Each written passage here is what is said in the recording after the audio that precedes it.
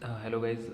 आज मैं आपको बताने वाला था कुछ एग्ज़ाम के एक्सपेक्टेड डेट्स, क्योंकि बहुत सारे एग्ज़ाम लाइनअप है। तो आरआरबी पीओ हो चुका है, आरआरबी क्लर्क आने वाला है, और उसके बाद और कौन कौन से बैंक के एग्ज़ाम्स या जो भी सेंटर की पीएसयूज़ है, पब्लिक सेक्टर अंडरटेकिंग, तो उनके एग्ज़ाम का एक बार मैं आपको अपडेट या रिमाइंडर करवा रहा था। अगर आपको और अपकमिंग एग्ज़ाम कौन कौन से हैं जिसके बारे में कुछ पता नहीं है, तो उसके बारे में भी एक अपडेट है। और एग्ज़ाम की डेट नोट चिपका लो, लिख लो दीवार पे, क्योंकि ये डेट्स फिक्स रहने वाली, कोई चेंजेस नहीं है इसमें। ठीक है, तो मैं शुरू करता हूँ पहली डेट से। 6 अक्टूबर को आरआरबी क्लर्क का मेंस है। 10 अक्टूबर को इंडियन बैंक का एलबीओ है।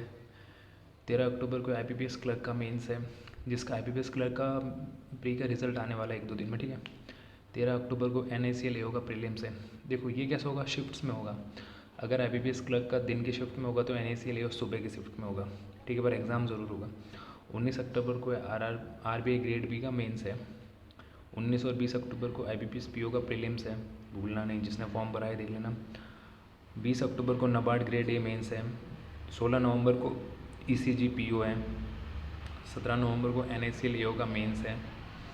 19 नवंबर को एडाई एएम का प्रीलिम्स है। 19 से 20 नवंबर को बिस का एग्ज़ाम है।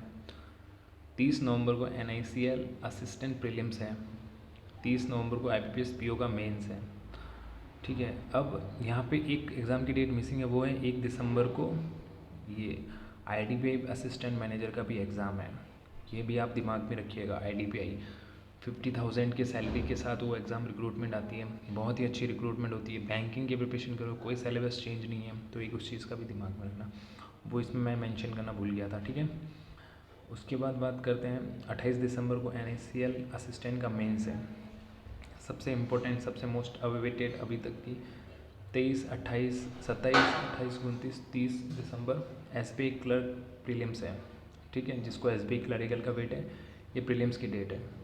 एसबीआई पीओ का मेंस है 31-1-2 जनवरी को। ये एक्सपेक्टेड, मोस्ट एक्सपेक्टेड डेट्स है। इसमें कोई चेंजेस होगा तो 1-2 दिन का चेंजेस हो सकता है, उसके अलावा कोई चेंजेस नहीं है। ठीक है, उसके बाद एसबीआई क्लरिकल की वेटिंग लिस्ट आने के पूरे पूरे चांसेस है नवंबर स्टार्टिंग, मतलब आप ऐसा मान के चलो कि अक्टूबर का लास्ट वीक और नवंबर का फर्स्ट वीक, इस ये जो 10 से 15 दिन का गैप है ना, इसके ही अंदर एसबीआई क्लरिकल की फर्स्ट लिस्ट आ जाएगी, और दिवाली के बाद मोस्ट प्रोबेबली नोटिफिकेशन भी आ जाएगा। उसके बाद है एफसीआई असिस्टेंट। 11, 18, 25 जनवरी को एफसीआई असिस्टेंट की रिक्रूटमेंट आ रही है। एफसीआई भी बहुत ज़्यादा मोस्ट वेटेड है। ठीक है, ईएसआईसी, एमटीएस, यूडीसी और क्लरिकल का कल मैंने वीडियो डाला था कि रिक्रूटमेंट आने के फुल चांसेस है, बट उसकी डेट का अभी कोई है नहीं हमारे पास अपडेट। बट एफसीआई असिस्टेंट की डेट्स फिक्स है। ठीक है, एफसीआई में बहुत सारी कैटेगरी वाइज रिक्रूटमेंट आती है। एफसीआई एएम आती है, जेईएंस वगैरह की, बीटेक वालों की, कॉमर्स की, जनरल, डिपो वगैरह वगैरह।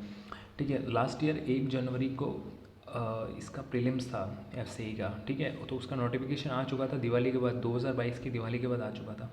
इस बार अगर नवंबर के बाद, दिवाली के बाद भी नोटिफिकेशन आ गया तो मोस्ट प्रोबेबली इन डेट में एग्ज़ाम होने के फुल चांस है। लास्ट टाइम 5 मार्च को एफसीआई का मेंस था 2023 में।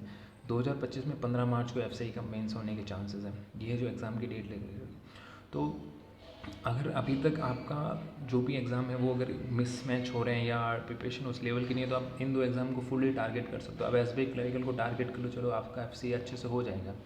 एफसीआई का जीके थोड़ा इंडिया लेवल का आता है, एसएससी और रेलवे का लेवल का जीके आता है, साइंस आती है, तो वो आप सिलेबस के अकॉर्डिंग जो भी होगा वो आपको पैटर्न समझ में आ जाएगा एग्ज़ाम का।